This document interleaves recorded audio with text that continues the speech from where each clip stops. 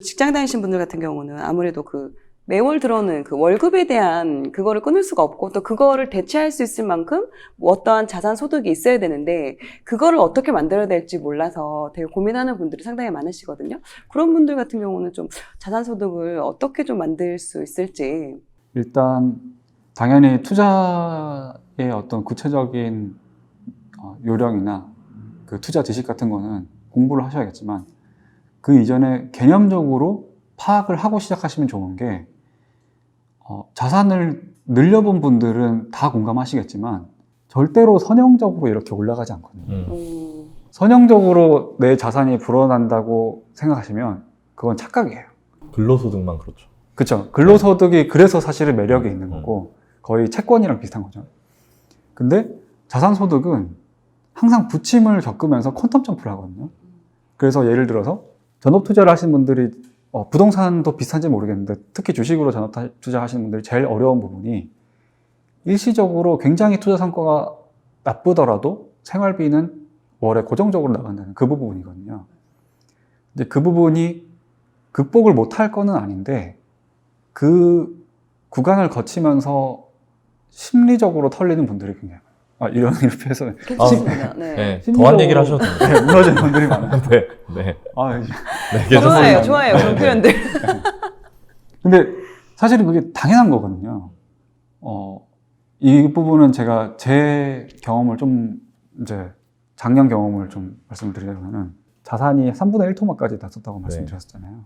그리고 지금은 당연히 처음 하셨을 때보다 투자가 훨씬 더 커졌거든요. 근데 예를 들어서 그러니까 가정을 했을 때 내가 2월 한 1일 정도에 어떤 그 약을 먹고 깊게 잠이 들어서 지금 오늘 깼다. 네. 그랬다고 했을 때 저는 아무런 스트레스를 안 받았을 거예요. 왜냐하면 그 제 투자 스타일 때문이기도 한데 그 2월 초에 제 포트폴리오랑 지금 제 포트폴리오가 다른 게 거의 없어요. 그 뭔가 매매를 더 잘했다거나 그런 것도 전혀 없거든요. 네. 저는 그냥 그때 제가 생각하기에 맞다고 생각했던 투자 아이디어를 그냥 그대로 홀딩만 하고 있었어요. 근데 그 사이에 굉장히 많은 심리적인 고충을 겪었죠. 근데 그거를 겪고 나서 결국에는 이게 뭐로 가든 서울로만 가면 된다고 결국에는 자산 증식이 일어났거든요. 근데 그 부분을 이 투자에 입문하시는 분들이 그럴 수 있다는 거를 감안을 하고 시작하시면 훨씬 좋은 것 같아요. 당연히 부침이 있고 내 자산이 일시적으로 쪼그라드는 경우도 있고 혹은 내가 정말 열심히 살고 공부도 하고 내공도 늘리고 투자도 열심히 하고 있는데 내 계좌가 제자리인 경우도 있어요. 그것도 심지어 내 인내심의 한계를 시험할 정도로 길게 이어지는 경우도 있거든요. 근데 결국에는 내가 상식에 기반해서 올바르게 투자를 했다면 내 자산은 그에 대한 보답을 할 것이야. 이거를 믿으면서 시작하는 거랑 의심하면서 시작하는 거랑은 결과에 정말 큰 차이가 나는 것 같아요. 주변에 그때 그런 걸로 되게 힘들어 하셨던 분 계세요? 있죠. 네. 뭐 당연히 주식하시는 분들은 네. 정말 많았고 저 같은 경우에 그 좀 한 종목에 집중해서 그거를 갖고 있었어요. 그러니까 투자를 완전 이제 그 100% 집중 투자 아니었고 네. 근데 그 종목의 비중이 굉장히 컸었는데 얼마나 되셨어요? 제일 많을 때는 한 80%까지 있었고 그럼 예를 들어 4억에 80%면 거의 3억 정도를 담아 놓으셨던 거예요? 처음에 하실 때? 네. 4억까지 갔던 적도 있었어요. 와, 진짜 많이 넣으셨네요. 네.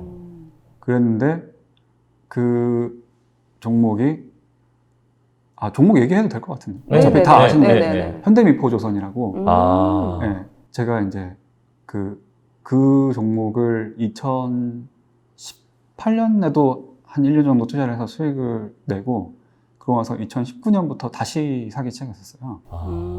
그래서 꽤 이제 비중을 늘리고 있었는데 이 코로나 사태가 터지면서 제가 생각했던 어떤 그 조선업의 수주 확대가 일어나지 않고 완전히 얼어붙었어요.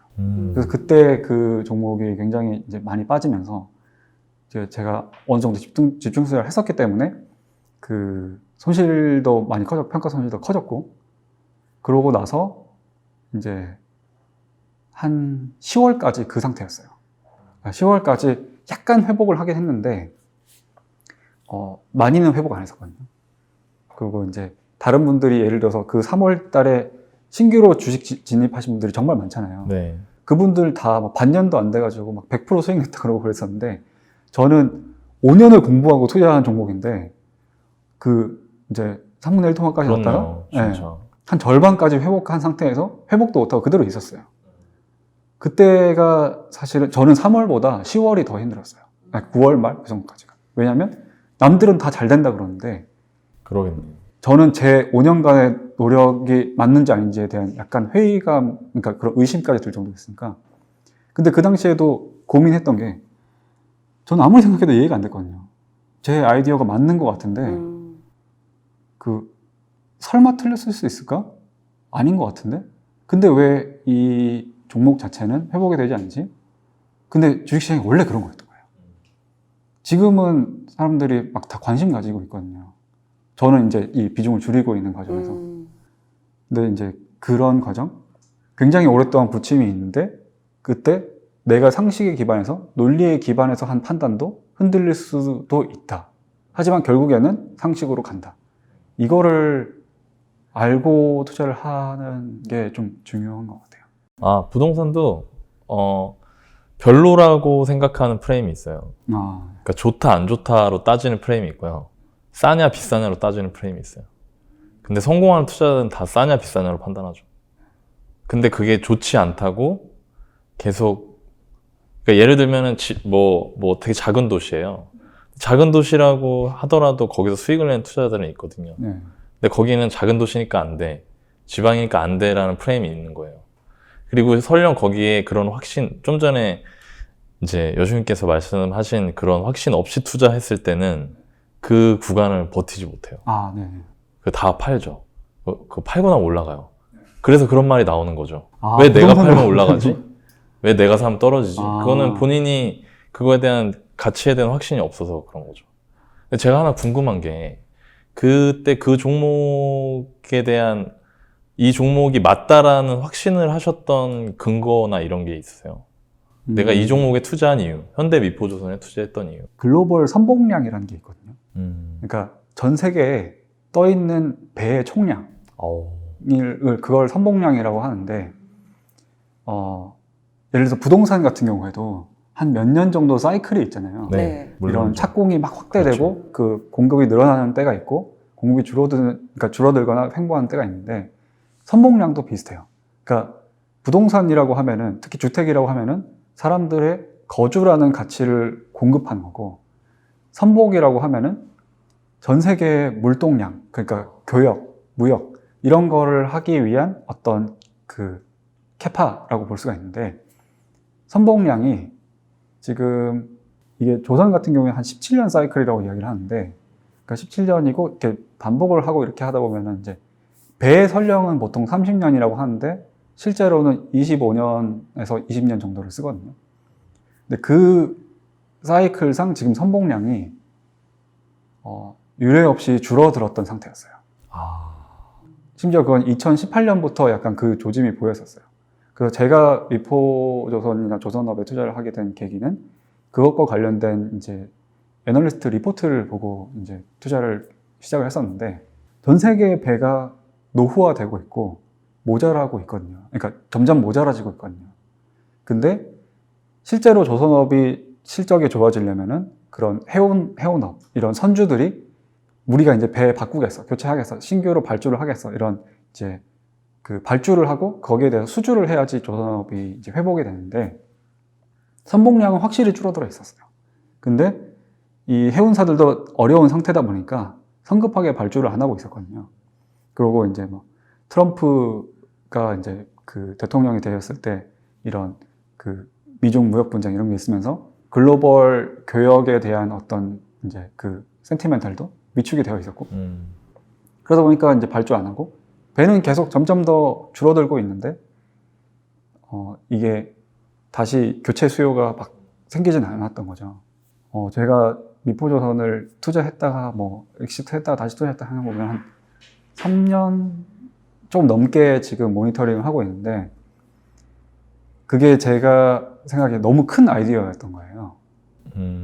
그러다 보니까 중간에 그런 부침이 제 계좌에는 막 몇십 프로 손실을 끼치기도 하고 막 몇십 프로 이렇게 수익을 끼치기도 했는데 사실은 굉장히 큰 변화 중에 지금 이제 일부를 지나가고 있는 거죠. 좀 더 디테일하게 들어가면은 조선업이 제일 좋았을 때가 2001년부터 2008년 정도까지였어요. 근데 그때 만들어졌던 배들이 너무 많다 보니까 이게 공급 과잉이 되고 해운 경기가 위축됐던 거거든요. 근데 그 배들이 이제 슬슬 나이를 많이 먹게 되었어요. 그래서 앞으로 한 이제 몇 년에 걸쳐서는 조금씩 그 교체 수요가 발생을 하게 되거든요. 거기에 저는 이제 투자 아이디어를 세웠던 거죠. 아, 너무 비슷한데요, 부동산이랑. 아니에요? 왜냐면 부동산은 똑같으니까요. 부동산도 그 사이클이 있으니까. 수요와 공급에 의한 사이클이 존재하니까. 근데 그 과정 중에 그 수급으로 인해서 생기는 그 아이디어를 사람들이 많이 이해하고 있잖아요. 네. 그러니까 당연히 공급이 줄어들면 가격이 올라갈 것이고, 공급이 늘어나면 가격이 떨어질 것이다라는 걸 사람들이 알고 있기 때문에, 그리고 동시에 그 시장에 사람들 관심이 많을수록 그 안에서 예상하지 못한 가격 변화가 생기는 거죠. 심리에 의해 결정되니까. 근데 그게 너무 비슷한 것 같아요. 네. 그것도, 그렇게 주식 투자도 또 이렇게 할 수 있군요. 네. 결국에는 수요 공급에 따른 것 같아요.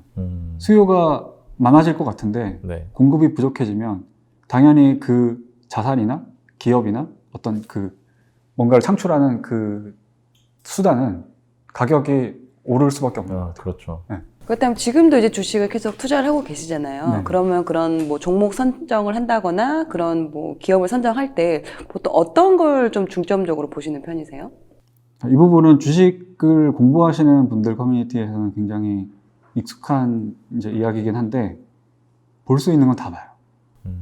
뉴스, 증권사 리포트, 그 다음에 부동산도 비슷하겠지만 주식도 투자 스터디가 많이 활성화되어 있거든요. 스터디 나가서 서로 종목 같은 거 가지고 와서 이제 토론도 해보고 뭐 그렇게도 하고 아예 뭐 다른 방식도 있습니다. 예를 들어서 퀀트라고 해서 어떤 이익이나 그 실제 가지고 있는 가치 대비해서 주가가 저렴하게 거래되고 있는 것들을 공식을 써서 돌려서 쭉 리스트를 찾아보기도 하고 아예 진짜 막 독한 분들은 그런 분들도 있어요. 우리나라 기업들이 실적 발표가 이제 1년에 4번 나오는데 그 실적 발표 나올 때마다 한 지금 2,000개 좀 넘는 종목이 상장되어 있는데 그걸 한 번씩 다 보는 분들도 있어요. 저는 그 정도까지는 아니고 근데 저도 최대한 다양한 것들을 많이 보다가 어느 정도 투자할 가치가 있겠다 그런 것들을 이제 찾으면 좀 더 깊게 분석을 하고 그렇게 했을 때 투자해도 되겠다 싶으면 이제 투자 결정을 해서 돈을 넣고. 근데 그 기업들을 볼 때는 볼 수 있는 건 다 보는데 얘가 투자할 만한 가치가 있다 없다를 판단할 때는 부동산이 똑같아요. 싸냐 싸지 않냐. 그리고 싸냐 싸지 않냐는 미래 가치에 대비해서 그렇죠. 싼지 아닌지 그런 것 같아요. 지금 이제 자본소득을 거의 주식으로 이제 좀 이용을 하고 계시는데 그렇다면 이게 지난번에 뭐 코로나 사태 그런 한번 이제 어려움을 한번 겪으신 이후 그럼 또다시 혹시라도 또 그런 리스크가 발생을 한다면 그땐 이렇게 준비를 해야 되겠다 뭐 그런 부분을 또 좀 대처를 해놨을 것 같으신데 어떤 게 있나요? 제가 개인적으로 굉장히 훌륭한 이제 개미 투자자라고 생각하는 분 중에 이제 피터 케이 님이라는 분이 있는데 그분이 이제 주공남이란 팟캐스트에서 이제 이야기를 많이 하셨는데 현금을 갖고 있는 거를 특히 주식 투자하시는 분들은 약간 불편해하시는 분들이 있어요. 그러니까 왜냐하면 내가 갖고 있는 현금을 주식에 투자하면은 그 주식이 오르면은 이게 수익의 기회가 되는데 그거를 현금을 갖고 있으면은 내가 이 현금으로는 돈을 못 벌지 않냐 그런 마음이 있거든요. 근데 이 피터 케이님이라는 분이 한 이야기가 현금은 기회라는 종목이다. 그렇게 생각을 하자라고 이야기하시더라고요. 근데 저는 그 말을 당연히 공감을 했지만 작년까지는 실천을 못하고 있다가 이제 올해부터는 아주 편안하게 실천을 하고 있어요. 왜냐면 작년에 한번 그렇게 뛰고 나서 저 같은 경우에는 지금은 30% 정도 현금을 갖고 있고요. 그러니까 비중 2위예요. 그러니까 현금은 종목이라고 쳤을 때는 제 그 포트폴리오에서 2위 비중의 종목이 현금이라는 종목이고 그렇게 하니까 마음이 정말 편하더라고요. 그리고 오히려 약간 불편한 거는 주식시장이 너무 좋아서 이 현금을 쓸 기회가 계속 안 돌아오고 있어서 그렇긴 한데, 이러다가 또 분명히 언제가 됐냐는 듯이 갑자기 어려워지는 때가 있을 거거든요. 그때는 제가 대비가 되어 있기 때문에 적어도 작년 3월보다는 훨씬 이제 현명하게 대처를 할 수 있을 것 같아요. 되게 지나고 보니까 그게 제일 아쉽지 않으세요? 그때 현금을 들고 있지 않았다는 거. 그렇죠. 그죠? 네. 그게 사실은 3월 19일까지도 제가 돈이 있었어요. 네. 그런데 그날만 막 10몇 프로씩 빠지니까 다음날 어렵죠. 10몇 프로 빠질 네. 수도 있다는 생각 때문에 도저히 돈을 못 네, 쓰겠는 네. 거예요. 어렵죠. 예. 근데 그 그러니까 부동산 같은 경우에는 금융이 굉장히 중요하다고 생각하거든요. 네. 어떤 대출을 잘 받고 레버리지를 잘 일으키는 거, 그런 게 굉장히 중요하다고 생각하는데, 주식은 사람들이 종목 선택이 중요하다고 생각하는데 주식 운용이 제일 중요해요. 네. 부동산에서 뭐 입지나 물건 같은 그런 그게 주식의 종목이라면, 부동산에서의 금융이 주식에서는 운용이라고 생각하거든요. 그랬을 때 어떤 식으로 포트폴리오를 배분하고 뭐 현금을 얼마나 갖고 있을 것이며 언제 어떤 상황에서 이걸 투입할 것인지, 그런 운용 원칙을 세우고 지키는 게 좀 중요한 것 같아요. 부동산도 비슷한 것 같아요. 아, 그런가요? 네. 진짜 말씀하신 게 정확한 이해인 것 같아요. 그러니까 뭐 그 사람이 규모를 어떻게 하냐에 따라 다르겠지만, 네. 뭐 예를 들어서 주택 투자를 하나 한다. 그러니까 흔히들 얘기하는 똘똘한 한 채를 한다. 네. 그랬을 땐 진짜 정확하게 맞는 것 같아요. 말씀하신 게. 근데 그게 이제 현금이라는 게 없으면은 이렇게 그게 지나고 보면 기회였다는 걸 아는데, 사람들이 그때 현금이 없었다는 게 되게 아쉬우니까, 저는 그래서 좀 전에 하신 말씀에 되게 공감하고, 투자자로서 저도 그렇게 하고 있거든요. 항상 현금을 들고 있으려고 하는. 근데 지금 이제 처음 하시는 분들은 현금을 들고 있는 거는 죄악이라고 생각하잖아요. 거기에 심지어 대출을 안 내면 죄악이라고 생각하잖아요. 네. 왜냐면 인플레나 이런 것 때문에 대출 상환 부담도 시간이 갈수록 작아진다는 신봉이 있더라고요. 네. 요즘에 투자를 하시는 분들. 근데 제가 보기에는 부동산 투자들도 마찬가지예요. 네.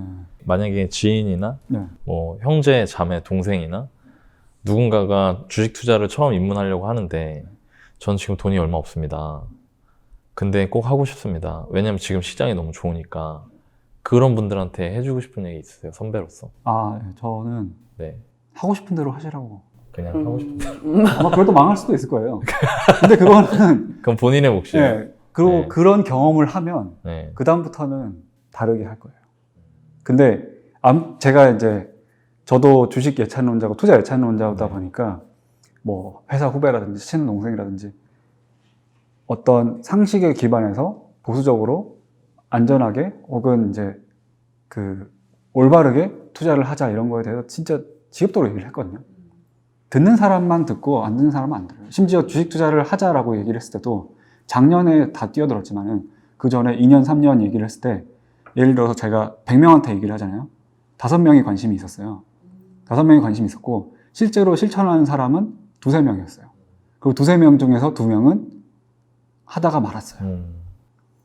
그리고 이제 제가 작심 3주라고 해가지고 3주 동안만 우리가 공부를 해봅시다 막 이렇게 해가지고, 이제 만약에 그게 익숙해지면 계속 공부를 합시다라고 작년 초에 좀 캠페인 비슷하게 유튜브에 한 게 있었거든요. 그거를 제가 카페를 개설하고 사람들을 모아서 같이 공부하자 그러고 이제 저도 공부를 했는데, 심지어 저도 끝까지 못 지켰고요.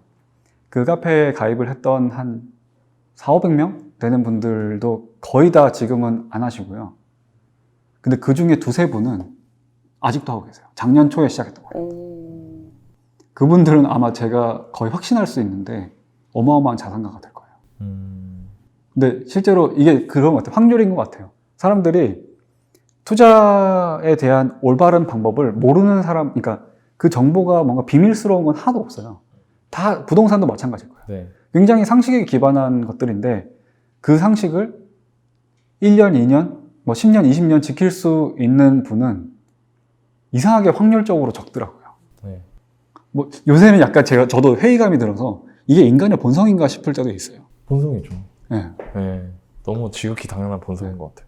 어쩌면 그래서 투자라는 게 쉬워 보이면서도 이렇게 끝까지 성공하는 분들이 적지 않나, 그런 생각도 들고, 그런데 시행착오를 겪으면 기질적으로 그 부분을 갖추지 못했던 분들도 조금씩 더 배우고 실천하시게 되더라고요. 그래서 저는 만약에 누군가가 레버리지를 하고 싶다고 하면은 네가 하고 싶으면 해야지. 그렇게 대응할 것 같아요. 대신에 그렇게 해서 잘 안 됐는데 뭐 다시 저를 찾아와서 저한테 뭘 요구한다 그러면은 저는 그 사람이랑 인연 끊을 거예요. 왜냐하면 파이어족이라고 하면은 사람들이 약간 이제 색안경 끼고 보는 것도 있는데 저는 그런 사람들이 갖고 있는 그 권리 중에 하나가 내가 원하지 않는 인간관계에 매여 있지 않아도 되는 게 권리라고 생각하거든요. 저는 해줄 수 있는 이야기는 아까 유튜브 얘기도 드렸지만은 이미 다 했어요. 근데 그거를 따라 할지 말지는 본인 선택인 거고 그 선택으로 자기가 배운 거랑 상관없이 저한테 뭔가를 더 요구하는 사람이 있다고 하면 저는 굳이 그 사람이랑 더 이상 인연을 이어가진 않을 것 같아요. 거의 비슷하네요. 이것도 부동산하고. 엄청 비슷해요. 네.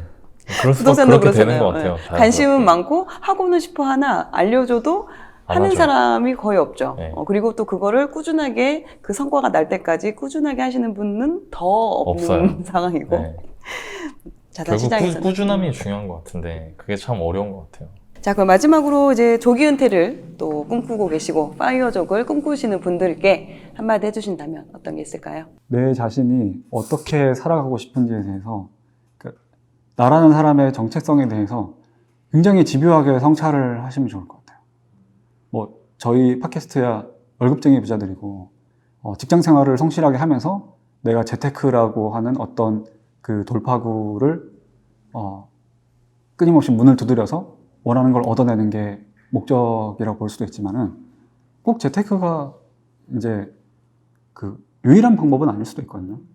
어떤 분들은 이제 직장 생활을 하면서 굉장히 성실하게 누군가 시키는 일을 잘 하고 있겠지만 알고 보면 엄청난 사업가가 될 자질이 있는 분들도 있을 거예요.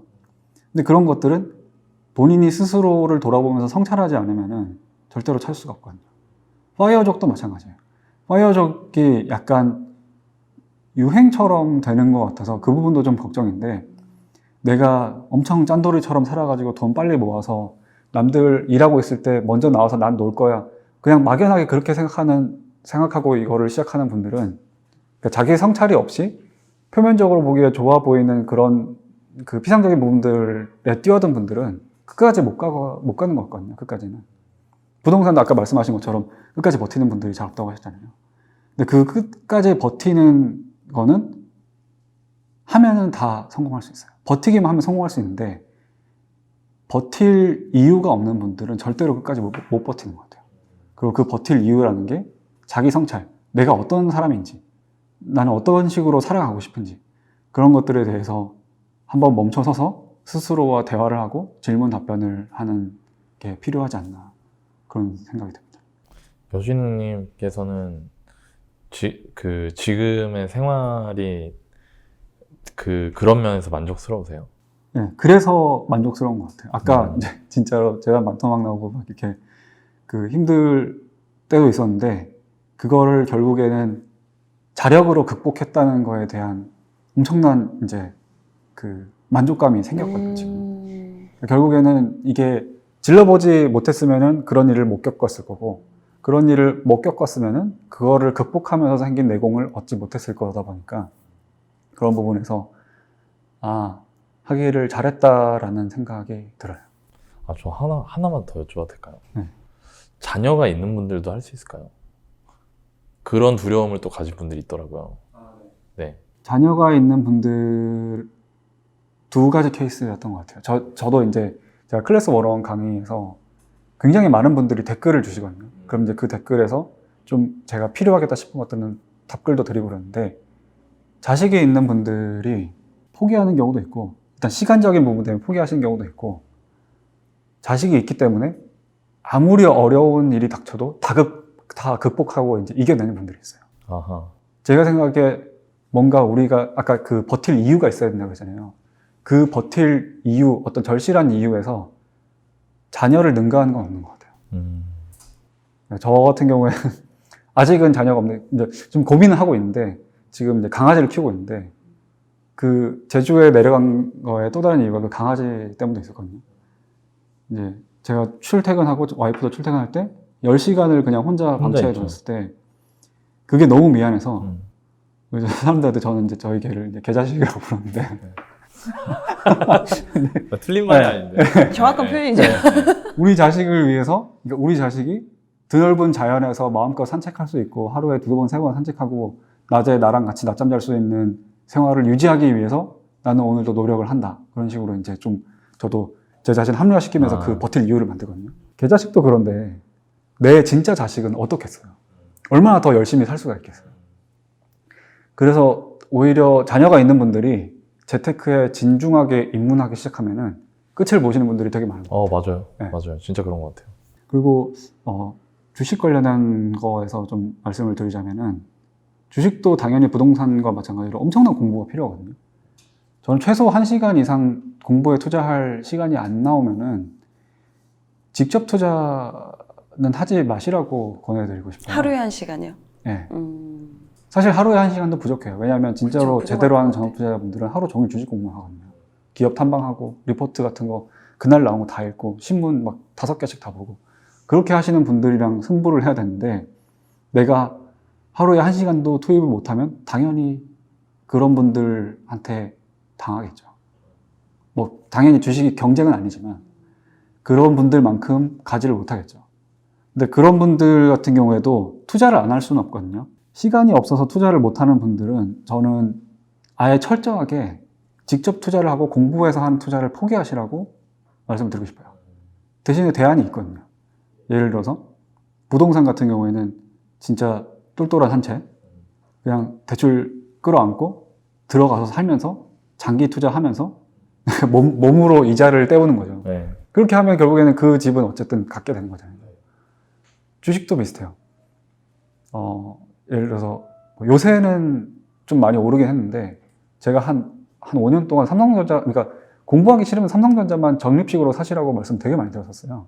적어도 우리나라 시가총액 1위 하는 기업 혹은 우리나라에서 지금 제일 유능한 인재들이 많이 모인 기업은 그 인재들이 어떻게든 밥값을 하거든요.